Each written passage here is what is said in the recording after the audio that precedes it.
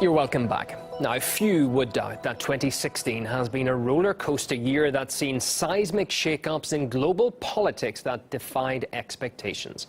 And it's reflected in the language that we've been using this year, as Caleb Maupin reports. The Cambridge English Language Dictionary has selected its word of the year for 2016. The word is paranoid. The definition? Feeling extremely nervous or worried because you believe that others do not like you and are actively trying to harm you. Well, it's safe to say we live in rather paranoid times. Mainstream media and politicians are constantly hyping up threats that turn out to be non-existent. Since Trump's victory, the U.S. has been overwhelmed with insecurity. There's been talk of mass violence, deportations, world war, and even nuclear weapons going off, as the word fear apparently becomes the favorite reaction of the U.S. media.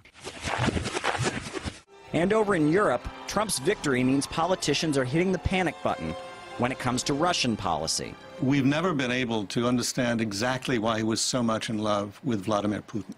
Russia is really a threat for whole security in Europe, and it's manipulating also with elections in different countries.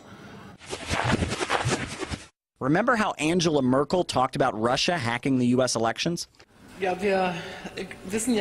are already, even now, having to deal with information out of Russia, or with internet attacks that are of Russian origin, or with news which shows false information. So it may be that this could also play a role during the election campaign.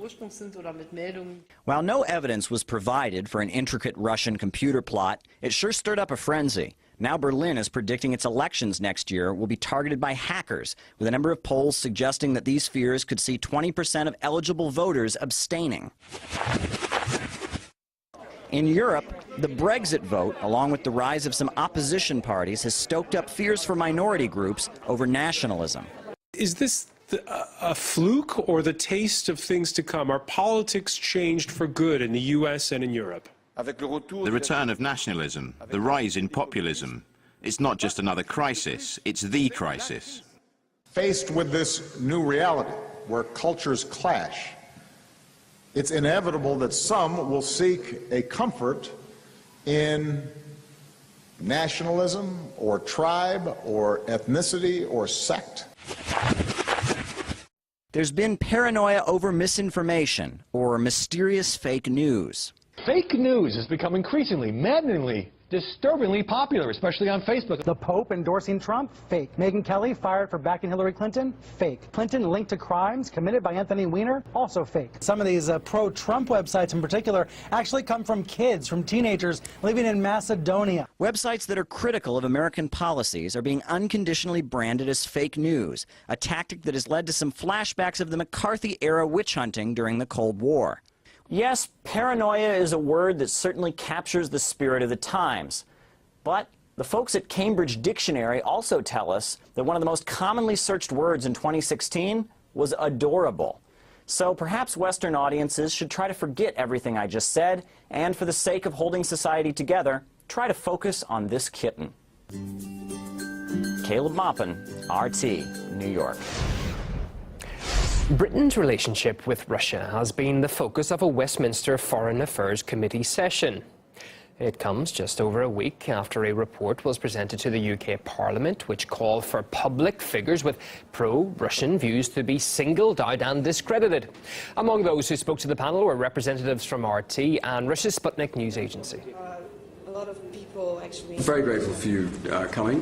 What would you describe as your values and your founding principles? Our role is to tell the news as we see it, and often to give space to overlooked stories and alternative perspectives. I know that I and others who have appeared on RT, we have, the other day I was called by an American neocon think tank a Trojan horse for the Kremlin, or a Putin apologist because I've dared appear on your show. I see that as an attack on freedom of speech. What interference, if any, would you get from Moscow or Moscow politicians? None. None. A non-legislative resolution was also adopted by the EU Parliament last week. It puts Russia and ISIL on the same level in terms of perceived informational threats. We spoke to Peter Truscott, who was present at Tuesday's meeting about the inquiry.